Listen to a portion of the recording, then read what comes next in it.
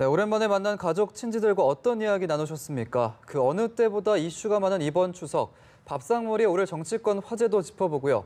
오늘 새벽 미국 뉴욕에 도착해서 본격적인 외교전에 돌입한 문 대통령의 행보까지 이야기 나눠보겠습니다. 네, 두 분의 전문가 모셨습니다. 김우석 미래전략개발연구소 부소장, 현근택 전 민주당 상근부 대변인 나와주셨습니다. 안녕하세요. 네, 안녕하세요. 네.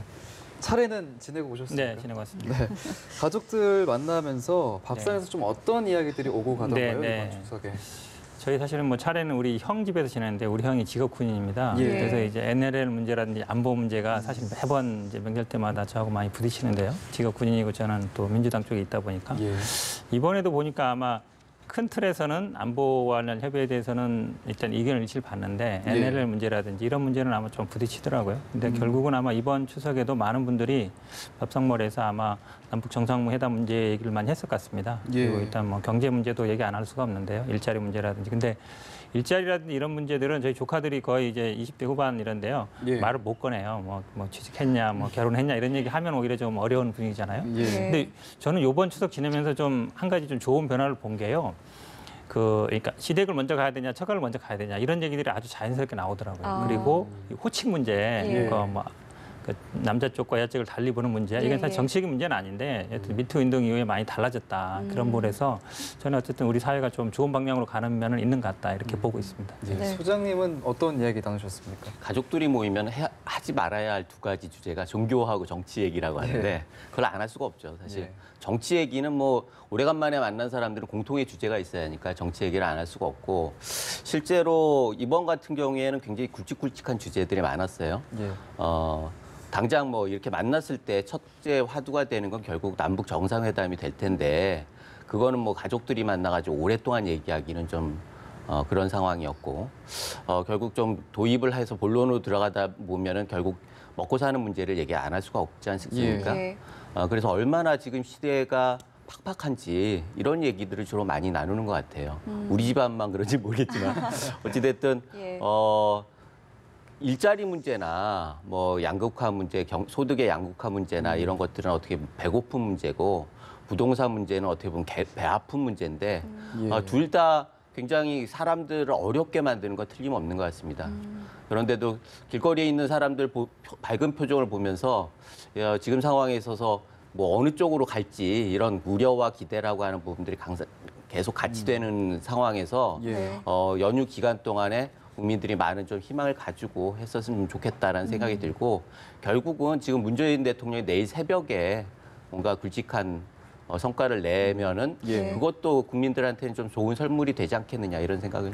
제가 여기서 하나 잠깐 추가하면요. 지금 이제 언론에서는 어찌 보면 이제 평화는 이제 여당 쪽에서 약간 강조하는 것 같고 경제 실책은 이제 야당 쪽에서 강조하는 것 같은데 단기적으로 보면 그렇게 보일 수가 있어요. 근데 제 주변 분들도 보면 중소기업 하는 분들 중에 어쨌든 우리가 이제 북한의 진출에 관심 가는 분들 굉장히 많거든요. 그리고 예. 또 주변에 이제 뭐 주식 투자하는 이런 분들 보면 앞으로 뭐 건설 관련주 같은 게 많이 뜨지 않겠냐 이런 얘기를 하면서 결국 우리 경제 장기적으로 보면 우리 네. 경제가 나아갈 길이 결국은 남북의 어떤 경제 공동체를 이루는 부분이다. 장기적으로 본다 그러면 그러니까 평화와 경제 부분이 결국 꼭 상충되는 건 아니다. 이렇게 보고 싶습니다. 네. 예. 자, 두 분께서 여러 가지 이슈들을 짚어주셨는데요. 저희가 먼저 문 대통령의 국정 지지도 먼저 좀 짚고 가려고 하는데 일단은 좀 하락세를 보이다가 좀 회복한 모습입니다. 어떻게 좀 읽고 계세요? 일단 프레임이 바뀌었죠. 지금 보면은 계속 하락할 때는 경제 민생 이슈가 계속 강조가 됐는데 지금 같은 경우에는 뭐 융단폭격하듯이 대북 이슈가 이 언론도 그렇고 실생활에서 계속 강조가 되다 보니까 국민들은 일단은 시야가 그쪽으로 가니까 일정 정도 대북 문제나 이런 외교적인 문제는 어떻게 보면은 정부가 독점적으로 할 수 있는 영역이거든요. 그런 면에서 기대를 하는 심리 그런 것들이 좀 반영이 됐다 이런 생각이 들고 실질적으로 야당 입장에서는 그런 게 답답한 거예요. 사실은 경제 이슈가 지금 먹고 사는 문제가 굉장히 중요한데 지금 모든 것이 북한 이슈로 이렇게 가고 있으니까 이런 부분들이 야당에서도 좀 답답할 법한데 그럼에도 불구하고 지금 국민들의 입장에서는 어찌됐든 현실에서의 이 팍팍함을 잊을 수 있는 이런 것들이 실질적으로 통일의 분위기까지 이어간다라고 하면 좋은 거 아니겠습니까? 그런 면에서 야당도 약간은 좀 노선에 좀 변동이 있어야겠다라는 생각이 들고 무조건 반대하기보다는 일단은 지켜보자. 그리고 일정 정도 경계할 부분은 해야겠죠. 야당의 역할이 그거니까. 그래서 군사 합의에 대한 부분, 북핵에 대한 일정 정도 구체적인 성과가 없었다라는 부분 정도는 뭐 경계의 부분으로 남겨놓겠지만 예. 이런 부분들에 대해서 일단 지켜보자. 지금 뭐 트럼프하고의 그 결과가 예. 그렇게 나쁠 것 같지는 않아요. 일단 북한에서도 미국에서도 긍정적인 얘기들이 많이 나오기 때문에 그런 것들을 일단 뭐 긍정적으로 평가를 하면서 실제적으로 구체적으로 짚어질 게 있어야 하는 거죠. 이게 의도를 설명한다. 핵폐기의 의도를 설명한다라고 하는 건 계속 했던 얘기예요. 예. 결국은 정부 입장에서는 뭐 김정은의 얘기를 전달한다라고 하는 알맹이는 결국 후속 조치를 어떻게 하느냐, 실질적인 성과를 어떻게 하느냐라고 하는 구체적인 내용이 있을 것 같은데 만약에 그게 없다라고 하면 정말 큰 실망인데 그런 것들을 혹시 직접 듣고 그것들이 트럼프가 전달해서 동시적으로 무엇인가 이루어질 수 있다라고 하면 그런 부분들에 대해서 긍정적으로 평가하는 게 맞고 예. 그렇게 해야지 경제 이슈로 옮길 수가 있는 거죠. 예. 결국은 대북 이슈 같은 경우에는 어떻게 보면은 아까 말씀드렸듯이 정부가 독점적으로 할 수 있는 거고 정보에 한계가 있기 때문에 야당에서 할 수 있는 일은 한계가 있습니다. 그런 면에서 그런 부분들은 지켜보고 경계할 부분은 지적하고 그다음에 경제 문제, 민생 문제를 좀 구체적으로 들어가면서 이렇게 전략적으로 좀 약간 균형추를 좀 바꿔야 하는 거 아닌가 이런 생각이 드네요. 예. 이제 문재인 대통령이 한미 정상회담에 돌입을 하면서 좀 실질적인 성과를 얻어야 된다고 또 말씀해 주셨지만 네네. 일단 저희가 생각했을 때 어떤 방향으로 흐르고 또 어떤 구체적인 결과를 얻어야 좀 성과가 있었다라고 평가를 할 수 네네. 있을까요? 표면적으로 본다 그러면 아마 북미 간의 대화의 어떤 모멘텀을 다시 만드는 것. 그러니까 예. 결국은 뭐 폼페이오와 이용호와의 회담이라든지 아니면 이제 북미 정상회담의 어떤 일정을 잡는 게 아마 될 거고 그 내용적으로 본다 그러면 두 가지라고 봅니다. 일단 지금 북한이 원하는 건 종전선언이라는 거 이제 나와 있고요. 그럼 예. 이제 미국에서는 뭘 해줄 수 있는 건가? 해서 지금 남북 간의 합의에 본다 그러면 일단 영변 핵시설 폐기가 나왔어요. 예. 그 전에 계속 우리가 언론에서 주시했던 것들은 핵리스트 제출과 사찰이거든요. 예. 문재인 대통령은 어쨌든 요거를 동시에 어느 선언을 따지지 않고 하라는 얘기인데 결국은 종전선언에 대한 미국 측의 두려움이 있다 그러면 아마 미군의 지휘 문제라든지 아니면 앞으로 한미연합사의 어떤 해체되는 거 아닌가 이런 부분들이 있는 것 같고요. 예. 그런다 그러면 북한 측에서 아마 종전선언을 받아들이면서 미군 지휘에 대해서는 그러니까 지금까지는 구두로 나왔거든요. 간접적으로 예. 문제 없다 그랬는데 예. 그걸 명시적으로 한다든지 이런 부분. 그다음에 지금 사찰 리스트 제출과 영변 핵시설이 사실 두 개 다 하면 좋은데 네. 예. 지금 어쨌든 미국에서는 일단 리스트 제출을 원하고 있지만 북한에서는 일단 영변 핵시설 연구 폐기를 나오고 있는 거 아닙니까? 예. 그럼 저 두 개를 저는 좋아할 수 있다고 봐요. 그러니까 영변 핵시설이라는 거는 많은 핵시설 중에 가장 중요한 핵시설이거든요. 그러니까 이 부분에 대해서 뭐 예를 들어서 어쨌든 그동안에 여기서 생산된 거의 대부분 영변에서 나왔을 걸로 보는데 영변이 아마 1년에 플루토늄을 6kg 정도 추출하고 핵무기를 하나 정도 만들 양이 되거든요. 그렇다 네. 그러면 영변에 대한 뭐 일정 정도 이렇게 뭐 당장 폐기는 아니지만 네. 일단 뭐 예. 불능화 조치를 취하고 그다음에 나머지 시설에 대해서 뭐 리스트를 제출한다든지 그것과 그 미군 지위를 인정하는 전제하에 어떤 종전 선언의 막교환 이 정도가 된다 그러면 저는 아마 최고의 카드가 아닐까 이렇게 보고 있습니다. 예. 근데 이번 선언문을 보면요, 이 상응하는 조치라는 전제가 달려있기 때문에 과연 말씀하신 것처럼 이루어지면 참 좋겠습니다만 미국이 어떻게 나올지에 대해서 계속 얘기가 나오고 있는 거거든요. 이 부분 좀 어떻게 보세요? 일단은 양쪽 다 우리 거는 일단 세이브 해놓고 먼저 해라 이런 거잖아요. 그래서 지금 중재자가 필요한 거고 예. 그 역할을 양 국가에서 미국과 북한에서 문재인 대통령의 역할을 기대를 하고 있는 거예요. 그렇다고 하면은 여기에서 뭐 솔로몬의 지혜 같은 것들을 발휘해야 하는데 쉽지는 않겠지만 어찌됐든 이게 동시적으로 하는 것들에 대해서 일정 정도 그 안을 좀 낼 수가 있겠다. 그래서 실제적으로 김정은이 그 리스트를 제시할 수 있다라는 정도는 가지고 갔을 거예요.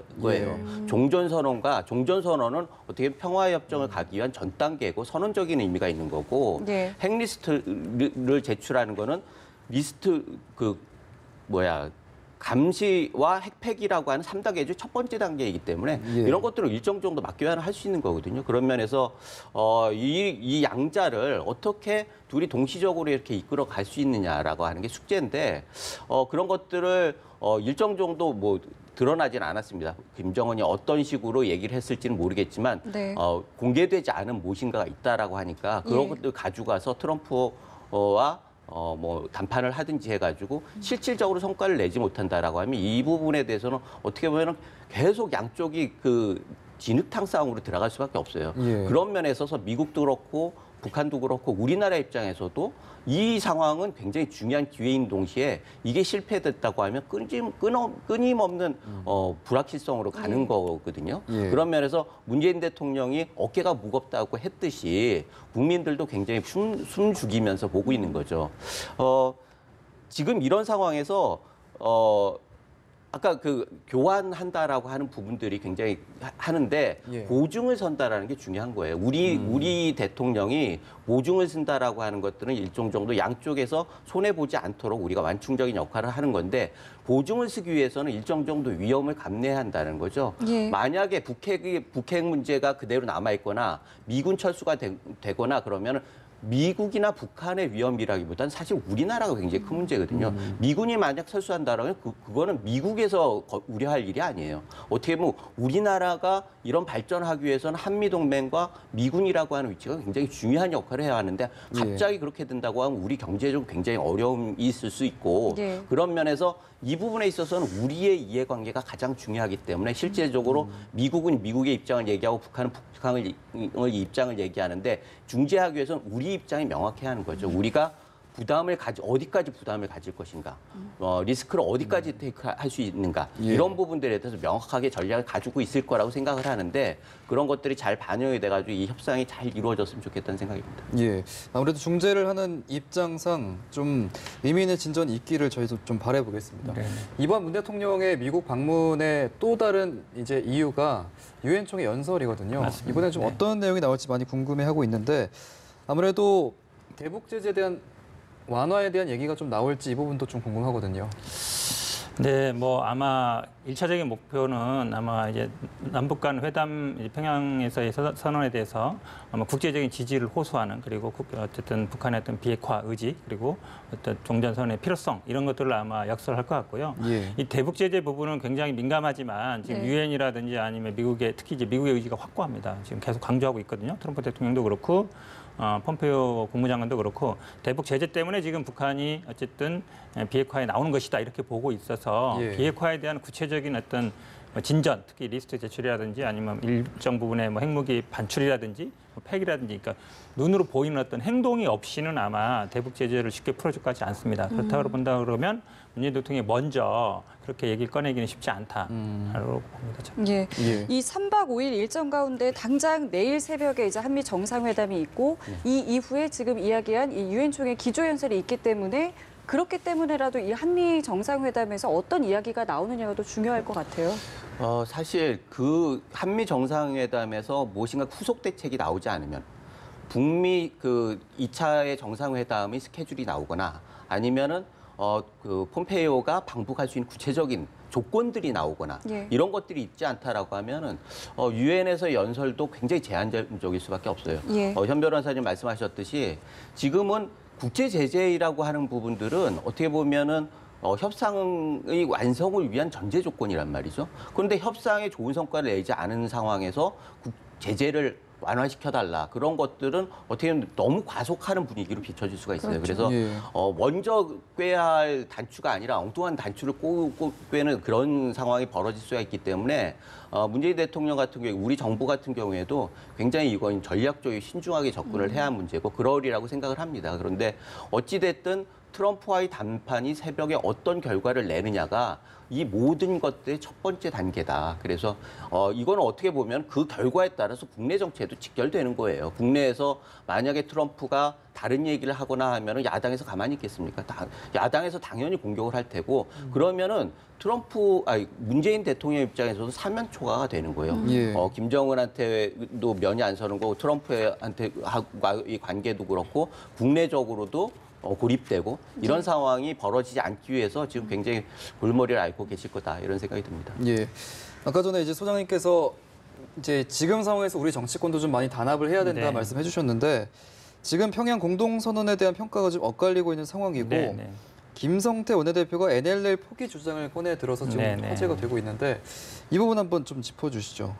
예, 이 NLL이요. 왜 뜨거운 감자가 됐냐면 예전에 아마 NLL을 포기했느냐 말했느냐 이제 노무현 전 대통령의 그 발언 회의록 그게 아마 이제 대선 때 굉장히 이슈가 됐었거든요. 그 이후에도 논란이 됐었고 그러면서 아마 이제 NLL 논란을 또 꺼낸 걸로 보는데요. 이번에 이 남북 간 군사 분야 합의서에 보면 물론 이 그 완충지대가 아니라 공동 어로 수역 구역은 북방 한계선이라는 용어가 나옵니다. 그동안 사실은 북방 한계선은 북한에서 인정하지 않았거든요. 근데 공동 어로 수역을 정하는 거는 그 북방 한계선을 중심으로 해서 정하게 돼 있습니다. 그래서 그런 면에 본다 그러면 어쨌든 북한이 간접적으로나마 이 선언문에서 NLL 문제 부분을 간접적으로 인정한 걸로 볼 수 있다고 보고요.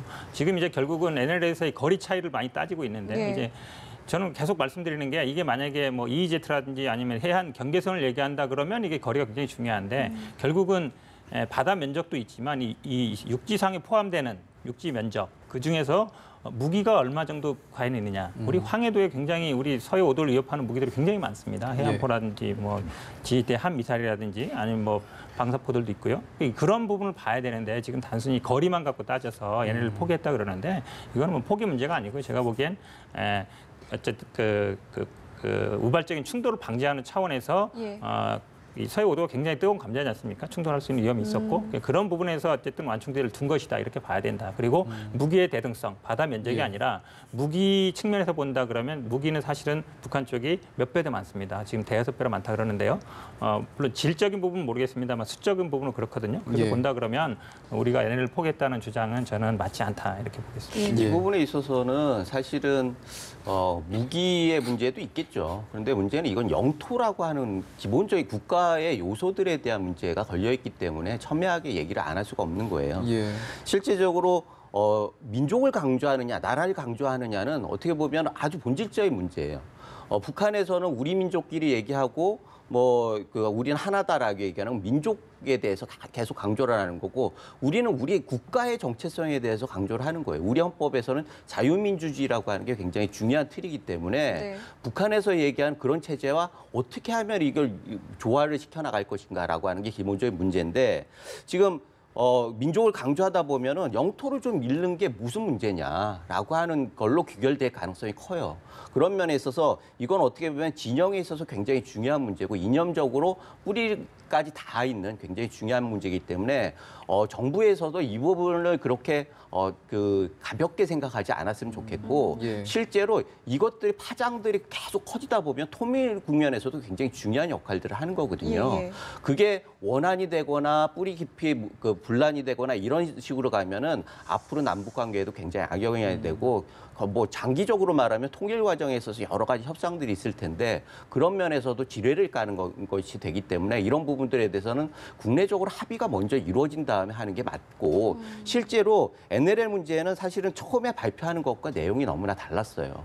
그래서 처음부터 얘기를 하지 왜 나중에 보니까 50-50이라고 하더니 85대 50 이렇게 얘기가 나오는 것들을 의심을 하는 거죠. 많은 국민들이. 그런데 그런 것들도 좀 정교하게 했으면 좋겠다는 거죠. 만약에 그것을 진짜 속이려고 했다라고 하면 그건 진짜 문제인 거고 부주의했다라고 하는 것도 책임이 없는 거예요. 그런 면에서 처음부터 굉장히 정초하게 정치하게 이런 것들을 좀 기획하고 그다음에 국제협상에서 조문이라고 하는 건 작구가 굉장히 중요하지 않습니까? 예. 그런 면에 있어서 이런 것들은 굉장히 중요하게 따져야 할 문제이기 때문에 이게 나중에 논란이 되는 것들을 좀 피할 수 있었지 않을까라고 하는 아쉬움이 있고 예. 또 이게 국회에서도 승인을 받아야 하는 거 아니에요. 그러면 국회에서 당연히 논란이 있죠.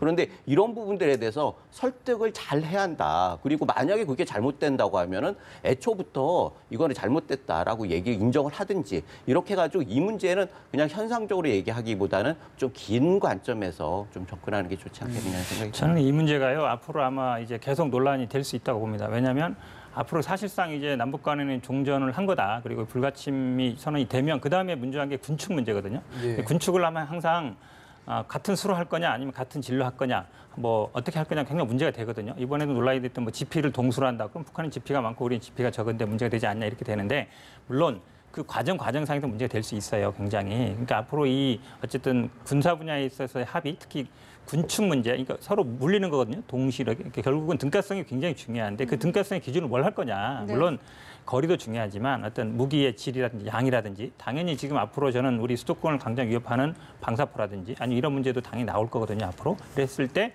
그럼 방사포를 몇 개 있느냐 이게 사실은 중요한 거예요. 그러면 뭐 몇 개를 철수해야 되는지 아니면 얼마나 철수해야 되는지 어떻게 검증할 건지 이런 문제들이 저는 이제 시작에 때 불과하기 때문에 앞으로 남북 간의 어떤 군사적인 협의를 하면서 이런 문제 아주 디테일한 문제들이 계속적으로 논의가 돼야 된다. 그리고 그런 말씀하신 것처럼 그런 부분들은 국회라든지 국민들한테 정확히 알려서 어쨌든 평화로 가는 길이지 않습니까? 그럼 예. 당연히 무기를 뒤로 물리는 거예요. 그러니까 여기 전제는 그겁니다. 나도 하면 상대방이 한다라는 신뢰가 있어야 돼요. 그러니까 신뢰를 쌓는 과정이다. 저는 이렇게 보고 있습니다. 알겠습니다. 저희 두 분 말씀 오늘 여기서 마무리 짓도록 하겠습니다. 지금까지 김우석 미래전략개발연구소 부소장, 현근택 전 민주당 상근부 대변인과 함께했습니다. 오늘 말씀 고맙습니다. 고맙습니다.